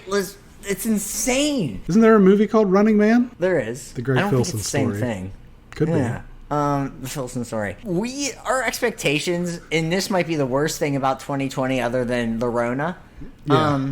Our expectations have been lowered below the ground. We're into the core of the earth, and we literally do not care what anything means anymore. And this People's Choice Awards with like 55. I haven't even gone through all the awards. Yeah. And I was trying to go. I got tired. There might be 120 awards. We might actually have won something, Brenton. We probably I didn't even check. Yeah, there's a chance we might have won Best something. new podcast on pop culture and nerd culture. It's called BXG. Yep. Yeah. I'm here to accept the award for... Oh, man. We'd have Baby Yoda. I just have Baby Yoda accept the award. Oh, okay. That's fine. We've gone off the rails, and I actually feel like, not us, but I mean we as a culture, have gone... Well, we go off the rails quite a bit, but as a culture, we've gone off the rails. We may need to just take a break from awards. Yeah. Yeah. I think that's what we actually need to do is, you know what? Settle in, actually watch stuff, actually digest content, instead of just puking out things where Will Smith wins anything. Because, yeah, no Fresh Prince is coming back, or whatever, but, for whatever that is. But we need zero more content that involves Will Smith in any, like, high-playing role, because this is disturbing to me. And I love the original Bad Boys, but holy crap. I didn't even know that this Bad Boys for Life came out this year. I thought that came out like 3 years ago. The only reason I know is because other things I've listened to, I've talked about, and they're like, it's a movie, and it happened. Yeah, right. I am shocked. I actually didn't even know this award show happened until after the fact. Yeah. It was one of those things. I came home and it's like, ooh, so and so won a People's Choice Award. Like, his name was like Sofia Vergara won her whatever, and I was like, her 10th year in a row. I was like, Modern Family's still on. That's what actually blew my mind. I was like, what is going? Modern Family was on like a billion years ago. Yeah, the first 2 seasons of that are great, and then I kind of fell off on it. It's one of those shows where, like, this is always something I say for any show, but especially a sitcom, is Seinfeld only went 9 seasons. It is the best sitcom ever made. One of my favorite shows. I won't divulge what number it is, but it's the best sitcom ever made, and it only went 9 seasons. Mm-hmm. You cannot go over 9 seasons if you're any other sitcom. You actually can't, because you then are saying you are better than Seinfeld, which you are not. I think Modern Family went too many. I think 9's too many, but I'm just saying Seinfeld went 9, and to go any further is to say you're better than Seinfeld. Yeah. You're not. Get off the stage, kids. Yeah, I don't know. I was shocked by some of the winners. Oh, I was shocked and saddened, and just how many, like you said, how many there were. There was like, some of them were just like, I can't even remember some of the awards, but they were, it was like Butt Scratcher of the Year. You know, like what? It was like social media influencer of the year, and I was like, I have not heard of any of you people. I know I'm old, but we'll be that's nominated. Not a thing. We'll be nominated next year. Yeah, I can't wait to accept our award. Well, -1 we've already won. Number 6, over at RollingStone.com, the first in a series of conversations between artists on songwriting secrets, making albums at home, and what they've learned during the pandemic, called Musicians on Musicians, has been rolled out. And the first conversation takes place between Taylor Swift and an upcoming indie act and a strong candidate for Best New Artist, Paul McCartney. 2 shared stories, and the article is written in a conversational format and offers some great insight on both artists' creative processes. Do you think, like, regular kids know who Paul McCartney is? Like a 17-year-old? They should. Listen, I'm going to tell you something. Here's what I'm going to tell you. I saw Hamilton. This was, I can't remember if it was like November, December of 2018 or January or February of 2019. So we saw Hamilton in Pittsburgh. They had a shirt you can buy out in the gallery, or a poster, whatever. And it has, like you see those shirts that'll say like, like there's a PlayStation one that'll say like circle and square and triangle and sure. Yeah. It's the So it's the Wu-Tang shirt. It's actually tradition. I think it's actually started with the Wu-Tang Clan. I'll take your word for it. So it had Hamilton and Washington and Jefferson and Madison and Burr. And Burr was in red. Okay? Keep that in mind. That's a cool shirt. It is a cool shirt. Keep that in mind. We're leaving the play, the musical, and there's this kid behind me. She's probably a college kid. She's going to make me mad. Oh, it made me mad. She's probably like 21, 22, somewhere in there. She said, that was really good. I really like that shirt, but I don't know why that they would put it out there and spoil the ending. I wanted to turn around and say your freaking 8th grade history class should have spoiled the ending. That's insane. Yeah, dang. You know what? Here's what I'm going to say. I blame the parents. You have kids. I don't have kids, but I'm at an age where I could have kids. And the Beatles are going to be, would be the first band that I would introduce to kids if I were to have kids. The second would be Imagine Matchbox Dragons. 20. Oh. No, yeah. But no, Shout out here's Dale my Walker, thing. Matchbox 20. Exactly. That's why I was shouting out. Right. If you don't know who Paul McCartney is, that's on you, and I'm sorry. He's one of the 2 best songwriters ever, and the other one was also John Lennon. So I love this interview. I mean, they're 2 of my obviously favorite. The Beatles is, Sgt. Pepper's #1. I have Taylor Swift, in 1989. It was awesome, and it felt like they were friends. Yeah. It was such a great... They talked about numerology. They talked about how they love words. They both love the words kaleidoscope, which is a great word. That is a good word. I would love... If someone doesn't like the word kaleidoscope, that's a good test to see where they're at, mentally. They're like, what's your thoughts on the word kaleidoscope? And they're like, I don't like it. I was like, ooh, we gotta watch this person. I'm looking forward to more of these. There's a new one out today. I didn't get to read it yet. I can't remember who it was. But I was thinking, who would you like to have artist on artist? I want it to be 2 people. I want it to just be out of control weird. I want it to be 2 people who have nothing in common. I want it to be. What's one of the girls in the Dixie Chicks? I want it to be one of them in DMX. That would be excellent. You know who mine was? It was Sting and Kanye West. Yeah, you know what though? Here's the thing: is I think Kanye can have a music conversation with just about anybody. He's a musical genius. He's crazy. Everything else. But wouldn't it be cool to just see Sting and Kanye West in the same area, just talking about stuff? Yeah. And that's also why I want to hear, because Sting is also a musical genius, right? And so you're having actual 2 maybe 2 of the top 10 to 15 musical geniuses. Ever in the same room talking about music would be incredible, and I don't think it's something that people talk about. Would be like Sting, Kanye West in the same room, just talking about something they actually talk about, not politics, not something else. Just let's have you 2 talk about music. Yeah, I think that would be fascinating. I want Dolly Parton, the lead singer of Slipknot. Yeah, that'd be terrific. And in another way too, it's just for my own personal vendetta, because if I could somehow have Sturgill Simpson and John Mayer in the same room just talking about music, that could be a 5-hour-long podcast. Right. And it'd be like, I'm just taking off work. And they're like, you have to quit if you're going to do this. I'm like, guess I quit my job. This is where I'm at. Before we get to the clip of the week, multiverse theory. If the multiverse theory is true, and that there are infinite possibilities, there is a reality where Dolly Parton is the lead singer of Slipknot. Oh man, 9 to 5 would be so different. All right, let's go to the clip of the week. Do you have it, or do you need me to give it to you? It's the Sean and Camilla. No. Nope, I did a different not that one. No, have you seen that though? I have. Okay, I have seen that one. I had a couple backups. So you're on you're on YouTube? I am on YouTube. Okay. And the AP is called The Presidential Race for Joe Biden. Oh, that one? Wasn't that a while ago? Yeah, that was weird. No. I don't know what's going search. on here. Here's what you're going to search. Here's what you're going to put in for the search. You're going to put play him off. Play him off. Keyboard cat. Keyboard cat. Okay? All right, here we go. I'm ready. And it's going to be the first one. And it's his child. Yes, 100%. It's incredible. And his name is Greg. So I'm just assuming that this is you. Oh, yep, that's me as a child. Yeah, they just don't want you to talk into the microphone quite that closely. It's on and it's working. No, I would talk that closely. You watch yourself, kid. I believe this is Carmen Sandiego. Make phony phone calls to 1-800 numbers. I make. There's the cat. I make. He's getting ready. And go to random people who I don't know. And I respect this. I'm giving it a like. You tell knock joke. You can tell he's a comedian by the way he's working that microphone, you guys. Yeah, you can just stand right up there, Greg. It's cool. Just stand right there. That's cool the way it is. You tell knock jokes. Yes. Would you guys like to hear a knock joke? This is great. Yes. Who wouldn't want to hear a knock joke? Lay one on us. Let's hear it. Knock. Humpty.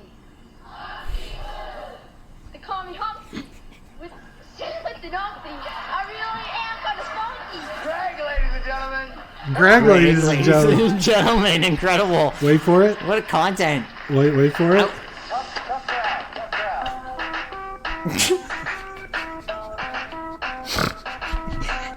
Oh my god. The host look on his face is pretty great, but I can't tell exactly what her name is, but her face is incredible. She does not want anything to do with that guy, and I respect it. So that kid. I love the going into the mic. I'm doing it right now. I'm just going into our mic. Like, yeah. My he's told favorite four part. times. Yes. Don't go into the mic. Don't go into the mic, Greg. Just keeps it's okay. doing it. Yeah. He just keeps doing it. Yeah. Well, yeah, I'm sure he's famous now. Tells a whole. I don't know. Are you? Because that was you, wasn't? Well, I mean, I didn't wear braces when I was that young. I was a little older. Did you? Didn't you? I only wore braces for 11 months. Okay, so what we saw there was just to explain was a clip. I would still have that jacket though if I was on Carmen Sandiego. Yeah, where in the world is I probably Carmen still fit in Sandiego? it. I was a fat kid then, so I probably would fit in it better now than I would have then. For those of you who don't know what Keyboard Cat is, Keyboard Cat was one of the very first viral YouTube videos where a guy put his cat in like a bowling shirt or like a vest or a jacket or whatever, and made it like held his arms and made him play the keyboard. And so the cat's face is hilarious. So there's this running gag, like it's called like play him off or play her off or whatever, Keyboard Cat, and it's just people doing things that are ridiculous and embarrassing, and then Keyboard Cat comes in and plays them out of the scene basically. So I'll put that link in the show notes, but please fall down that rabbit hole. I had another one up there. Have you seen Maestro, the Maestro Zilkers or Zilkos, whatever his name is? He's the guy that supercuts all the Trump speeches into pop songs. Oh yes. Yeah, I have seen that. Okay, he's done Obama and everything. I had Feliz Navidad as the backup for that. So. Oh, I see that here too. Yep. Yeah. So you can check that out. But Keyboard Cat, I strongly encourage people to fall down that rabbit hole. Just as an aside, speaking of YouTube rabbit holes, I sent you a link. Did you check that out of the builders, the guys building in the jungle? Yeah, that was insane. Holy crap, man! That's engrossing. It is engrossing, and please, if you're listening to this and you like to fall down YouTube rabbit holes, at Survival Builders, and it's these two Cambodia guys, and they use only primitive tools, and they make like these elaborate mud and bamboo and leaf houses. And I mean, like, this isn't Swiss Family Robinson where you're having like an awesome tree house. They made like literally the one of them has like a 2-story water slide into a pool that they carved out, and it's all incredible. Everything's natural. It's wild. My son stumbled on it, and I was like, usually when he's watching stuff on YouTube, I don't, I make sure that it's appropriate or there's no bad words or whatever in it, or things that he might do that might be dangerous. But I actually like sat down. I was like, no, pause this. I want to go get my lunch so I can set the TV tray up and I can watch it. Yeah. So, and I sent you some pictures. They're wild. So definitely check that out too. Okay, quick hitter time. Tonight's the last episode that we'll publish before Thanksgiving. What are your favorite Thanksgiving traditions or foods aside from watching the Lions lose every year? Oh, that was my number one. They might win this year. I mean, the Lions aren't. Who do they play? Do they play the Jets? I had my links up and all my stuff went off my screen for some reason. So let me look that up. But I can You're still still go. recording, right? My favorite. Yeah, I'm still recording. Okay. It was just my internet. My actual web page went down. No, my favorite thing, and I'll just say, like, normally now the past few years I have done dinner, and the best thing I've done is I did a bacon wrapped turkey a few years ago. Ooh, that sounds good. I latticed that turkey up with some fine bacon. I do that with chicken every now and again, like a chicken. Yeah, and it's so good, and it's like, a problem with turkey can always be that it gets dry or, whatever. Not an issue with that. It was absolutely incredible. That was really good. I love a green bean casserole.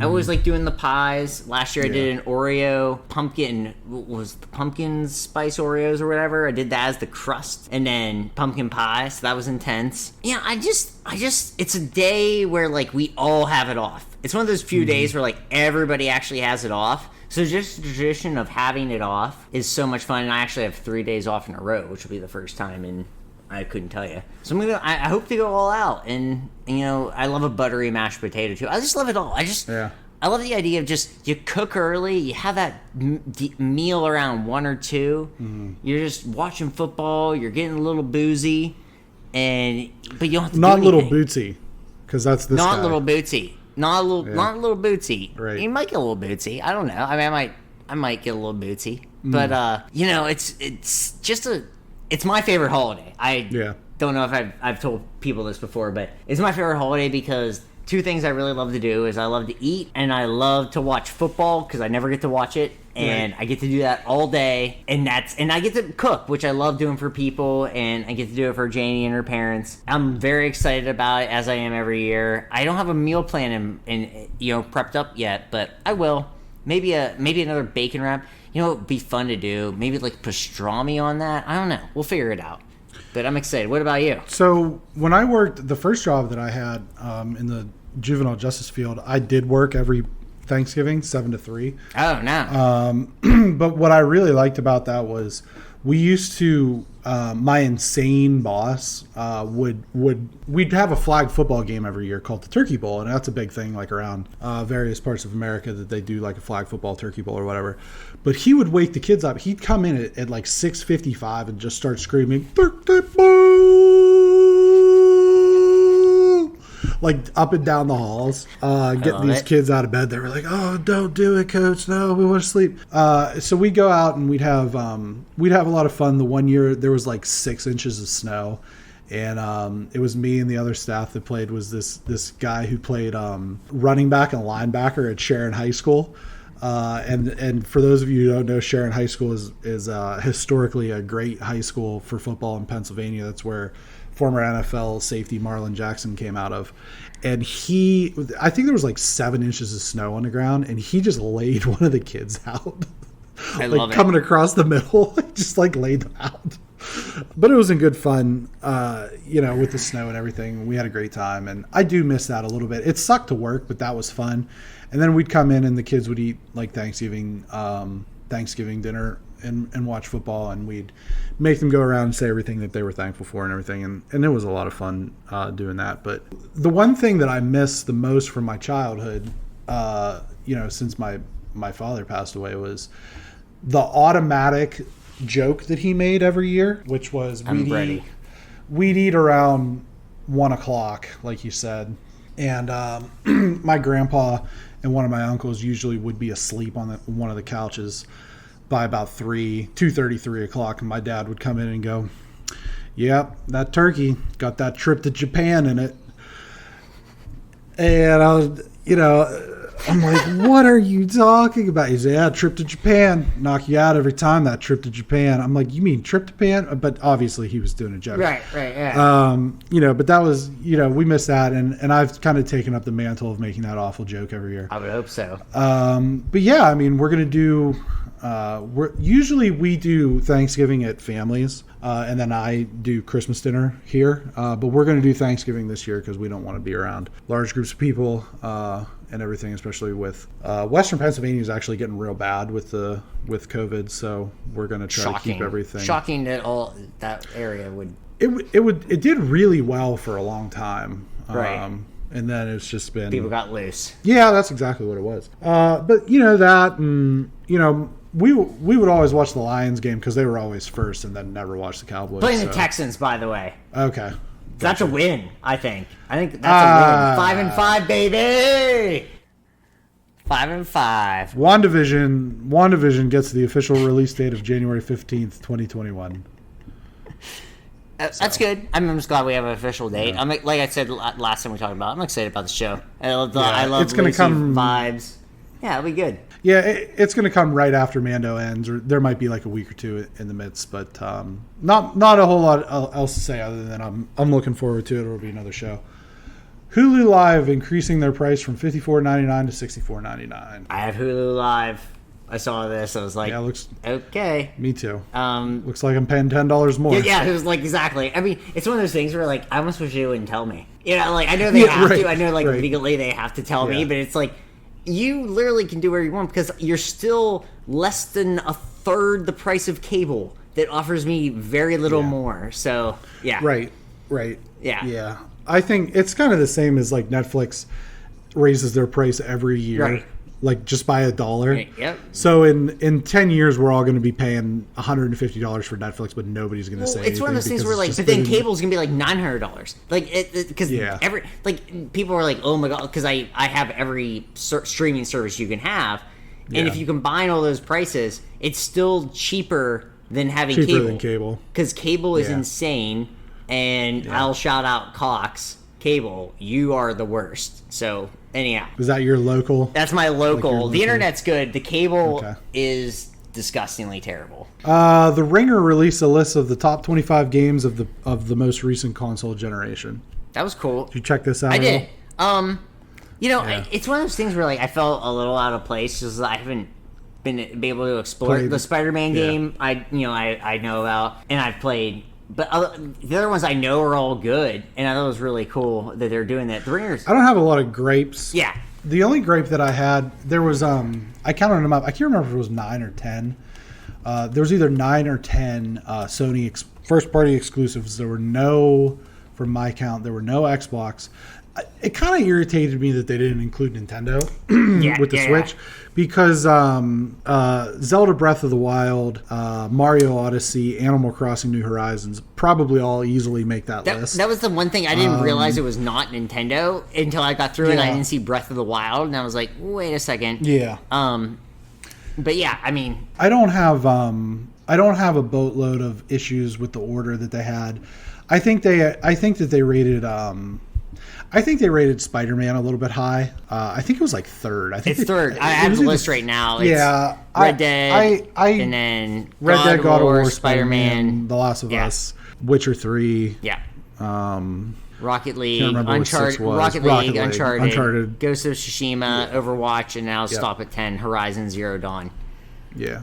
So of the top 10, I believe 6. It's either 5 or 6 are Sony first-party exclusives. Rocket League debuted on Sony. It was a PlayStation Plus game. The Witcher 3 is on everything. Red Dead's on everything. I think that was it. Yeah. I love Uncharted. I think 7's probably a little high for Uncharted 4. I think Ghost of Tsushima is probably better than it. I think Ghost of Tsushima is probably better than Spider-Man.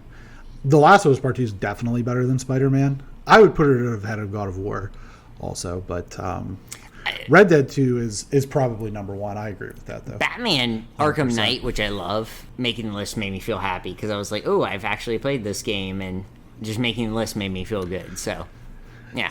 It's my least favorite of the 3 Arkham games. Sure. But I'm fine with it. It is also probably my least favorite of them, but I was just happy I played it and made a list. That was where I'm at. Yeah. Yeah, there's some other really good games on the list. Some maybe lesser-known titles. Stardew Valley. I fell down the rabbit hole on that pretty good for a while. Celeste is on there. I'm trying to think what else, just off the top of my head. I think Persona's on there. I haven't played it, but people love it. Moss is great. Moss is, like I said, it's one of the first 2, 1A, 1B with Astrobot Rescue Mission for the VR, PSVR. Moss is great. It's real short, but it's a really good proof of concept for the VR. It looks great, plays really well. It's fun. I've been meaning to go back to it to finish off the trophies. It's just sometimes, like, that's the hassle with the PSVRs. There's all those cables, and it's kind of a hassle sometimes to set it up, and you got to clear space and all that. The other thing is, and they didn't put it on here, and I would have put it on probably for a top 25, and maybe they didn't because it's more of a PC thing, but Beat Saber for PSVR. Holy crap, is that game fun. Have you seen the commercials for it? I have, yeah. It looks super fun. Yeah, it's so much fun. I've taken it into both the facilities that I've worked at for the kids to play, and they like lose their mind, and it's really funny watching them play it. I have breaking news. Breaking news. Michael B. Jordan is people's sexiest man alive. Just came I'm cool across. with that. I'm okay with that. I mean, Wow, I was news on the pod. I was gonna go Harry Styles or No. Timothée Chalamet, but I don't even know who that is. you don't know who Timothée Chalamet is?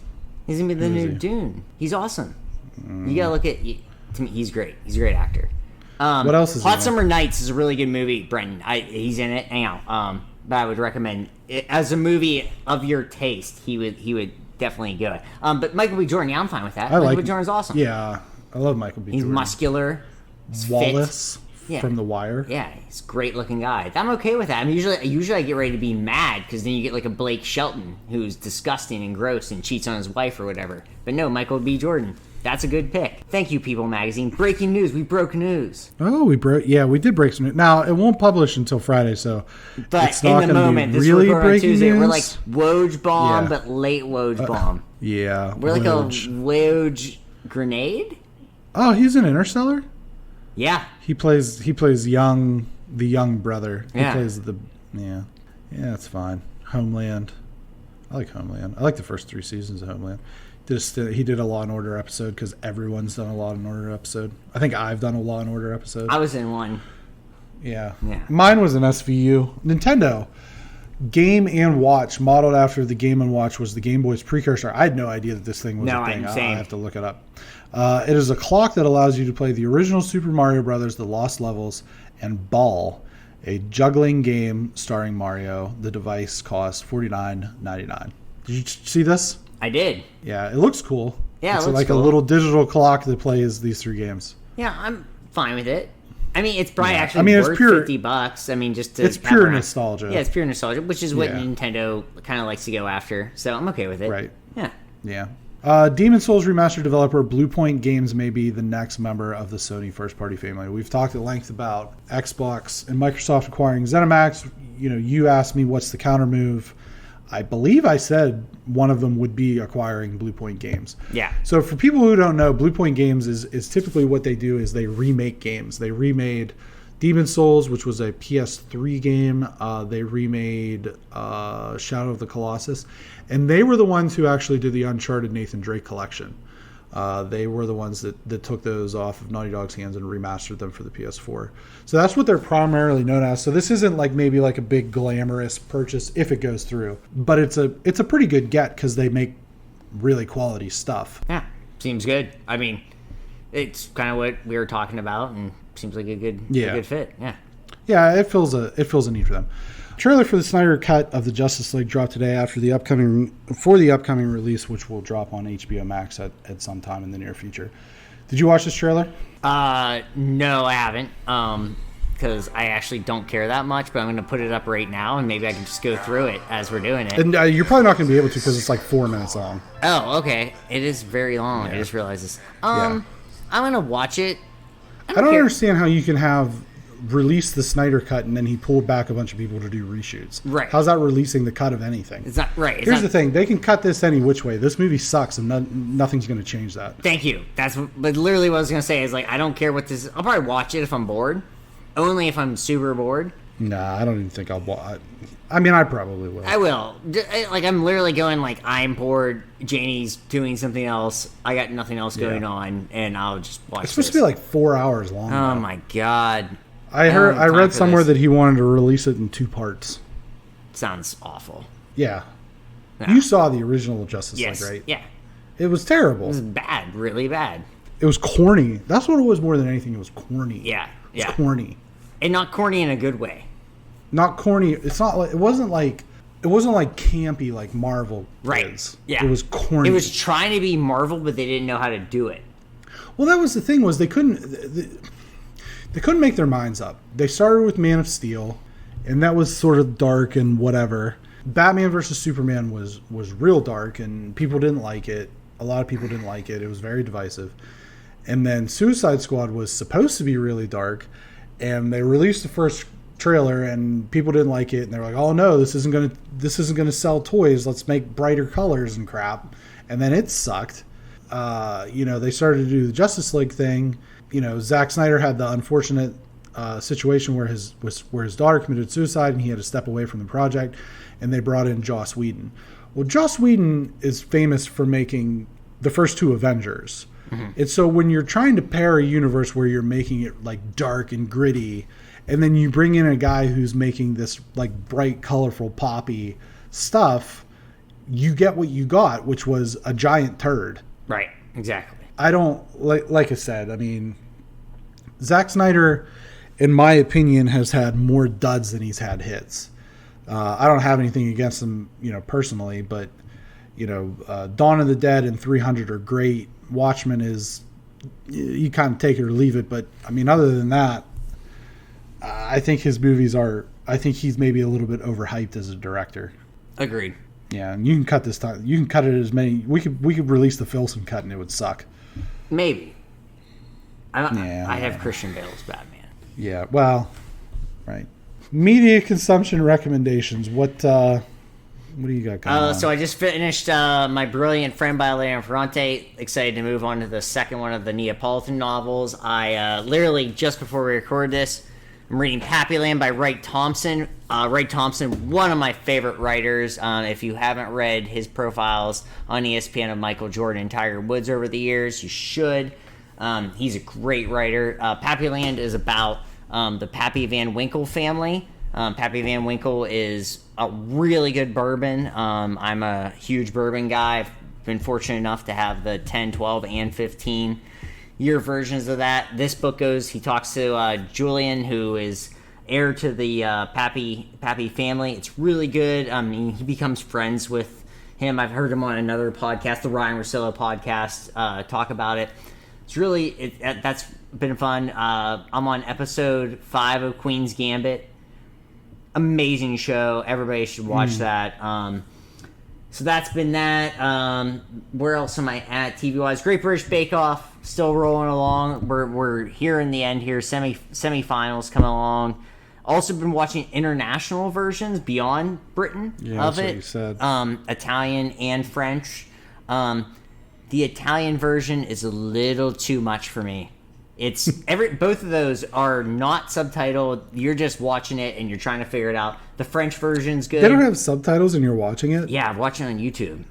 I know French. Okay, I know French a little bit, so I can kind of sort of get it. Plus French energy, which I just love French energy. I got a crush on the one contestant that Janie's okay with it. And she's married and has a kid, so there's nothing happening there. But Janie is? Are you okay with that? No. The French contestant I have a crush on. Oh, okay. She's great. And she's also 1-star baker twice, so that's great too. But no, that's where I'm at right now. It's been a pretty eventful media consumption week. Oh, and also Jason Isbell in the 400 unit. Just a little off of Sergil Simpson. Not really. I just was listening to Sergil Simpson before we started this, but another good recommendation if you just want to go off that, not the country music that you think of at this current times, but actually like good old school country music. I would recommend that too. As I said, I started watching the Clone Wars on Disney Plus just to get a little bit more backstory to some of the characters in The Mandalorian and give me a little bit, like, sometimes I don't pay attention to it. Sure. It's just on, and I'm, watching. I'm trying. I try to get my son into it. He loves R2D2 and 3PO. He doesn't really. He's like, where's Lord? He calls him Lord Mater. He doesn't say Darth Vader. He calls him Lord Mater because they call him. I think in A New Hope they call him Lord Vader, and he's a kid, so he says Lord Mater. He's also probably part of it now. What's that? He might be part of the Sith. My son? Yeah. He could be. That's fine. Try getting either of my kids to participate in online preschool. They're both members of the Sith. That sounds terrible. So I try to get him into it. He's not really feeling it because, like, I haven't, like, he's watched the original 3. I mean, he's 5, so it's not like he really gets it, but he's watched the original 3 and he really likes A New Hope, Empire, and Jedi, mainly because of R2 and 3PO. We started watching the prequels, but he doesn't really get it, and they're not like a big part of it, so it's not as fun for him. It's not as fun for me, and I'm 35, so... We've been watching The Lion Guard on Disney Plus.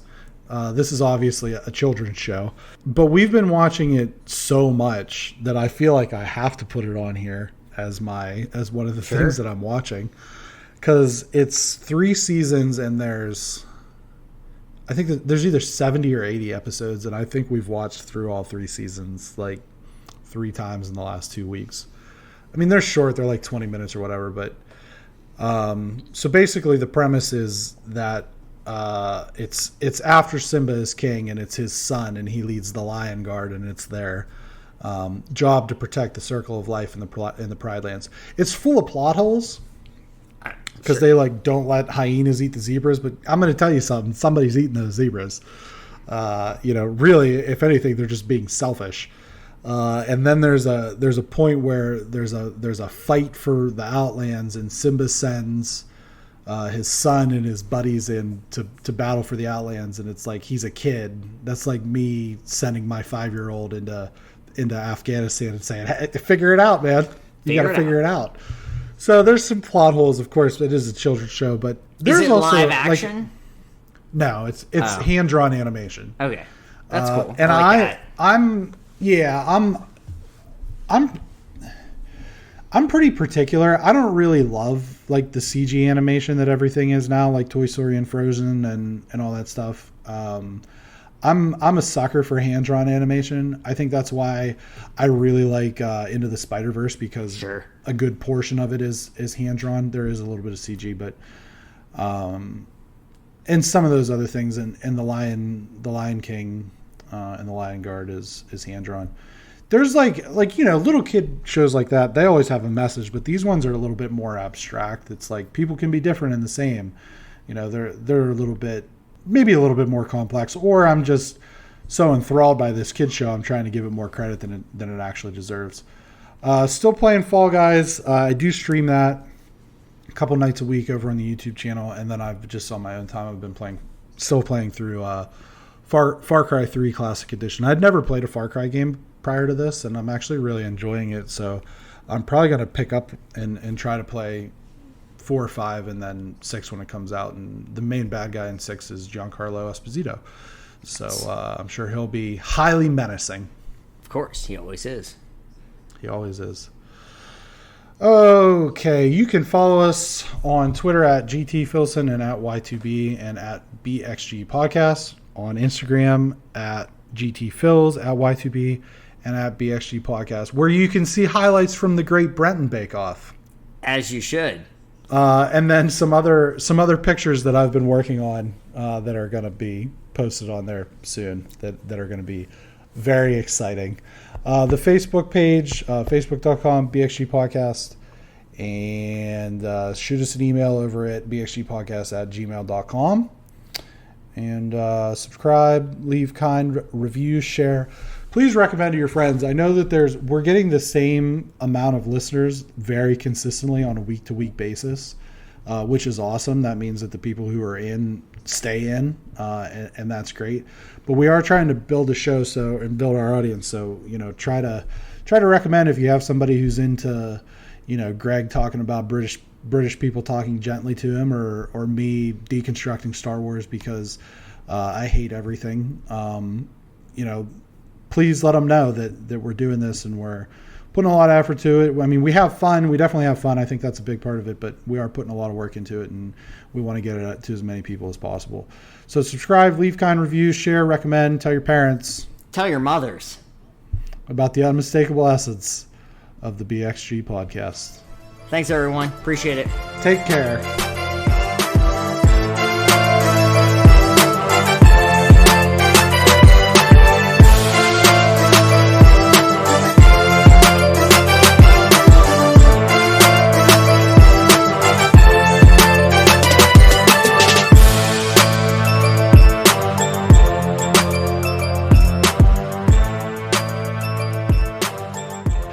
So I'm gonna put on what we made yesterday and today in online preschool. Hold on, let me drop these down a little bit. There you go. Finish the show out with this. Yeah, my daughter, who's 3, calls these fetter wetters. Well, that's what they are. That's what. She's right. They're fetter wetters. Yep. Not wrong.